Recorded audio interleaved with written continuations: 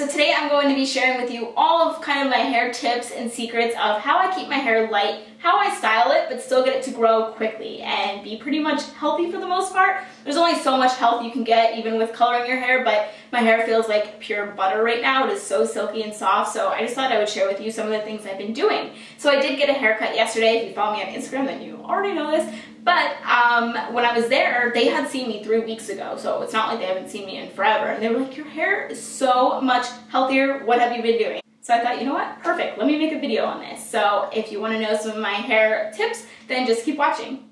Okay, so the first thing is dyeing your hair. So let's talk about how you can do that safely without damaging it too much and still be able to have long, healthy hair. So when I get my hair dyed, I actually just ask them to balayage pieces in. Wow, I can't talk. I made a whole video talking about what I ask for when I go to the salon. And yes, it's ombre because it doesn't start at the top, but I do ask them to balayage pieces in because you can have ombre and your hair still not be healthy just because you're dyeing the whole bottom half of your hair. So if I go like this, I'm a brunette. See that? I only ask them to do it balayage. And what balayage is they're just weaving it in. So my hair has the illusion that it's lighter than it actually is, but it's not because underneath here is all dark. So see, when I turn to the side, you can still see more blonde, but as we look through like this, I have a lot of dark in my hair. I only have to dye my hair 2 to 3 times a year. That's crazy, right? So if I was bringing my highlights all the way to the top of my head, I would have to do that like every few weeks, get my hair done because the growth would come through and you would see roots, and no one likes roots unless they are intentional like my hair. So definitely find a style that works for you. If you are going to be bleaching your hair, I recommend getting balayage. Even if you don't want as much root as I have, you could just bring it up higher, which is what I'm going to be doing in 2 weeks because my hair's growing out. So definitely find something that works for you where you don't always constantly have to be getting your hair colored because it's not good for you. So this is a way that I can still get my hair colored, still feel lighter, but it's not an overkill, you know what I'm saying? Okay, the second tip that I can give you is to also take care of your hair from the inside out. So the first thing is Biotin. I've only been taking Biotin a month and I've already seen a significant difference. It started with my nails. They're much harder. I mean, don't look at them now. I gotta get them done. But I did acrylics on my nails and that killed them. I wouldn't recommend acrylics to anybody. They hurt my nails so bad that I can't even go get them done like often because it does hurt. Every little thing hurts my nails, and I've had acrylics off for like a year now and it damaged them that much. So I noticed that my nails are actually growing and they're not just breaking off.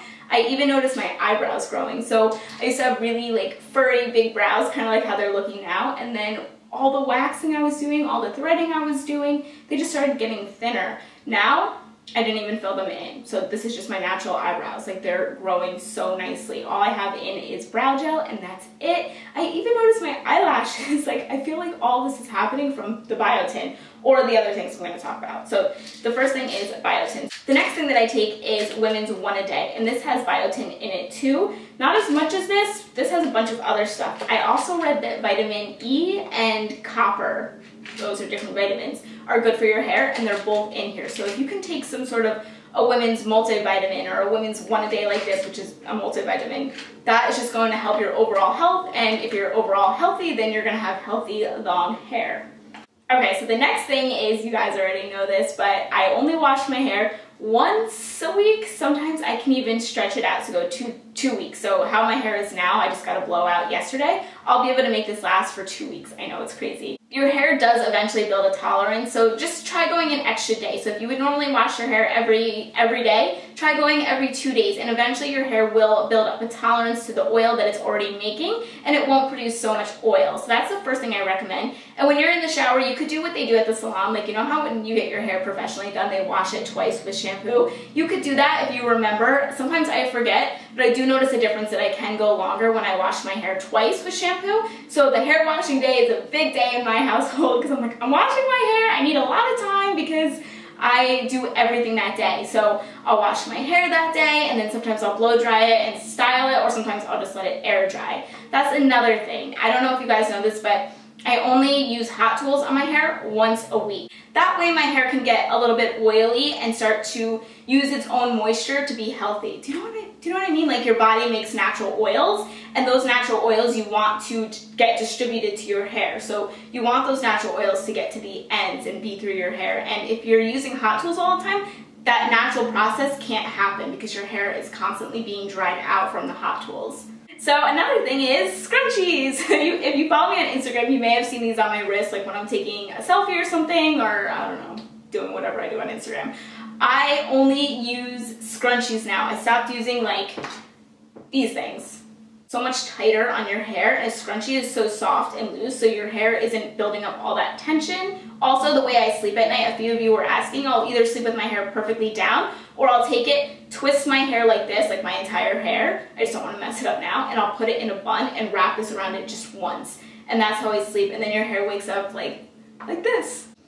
Okay, so another thing that I recommend doing is getting a brush that looks like this. This is a Mason Pearson brush, but as I mentioned so many other times, you can get knockoffs from Target. And what I like to do at night is flip my head over like this and comb down. So starting at the top of my head and just comb all the way through. That way, all the oils that are at the top of my head, ooh, hair's in my eyes now. All the oils that are at the top of my head are now being distributed to the ends. And a brush like this is going to help that happen. You don't want to use a comb or anything, or you can cause breakage in your hair. So you definitely want to use a brush like this. Also, if you guys could tell me what your hair tips are and how you get your hair to be healthy, then comment that down below. I'll definitely read through them and try them out. And have a wonderful day. Bye!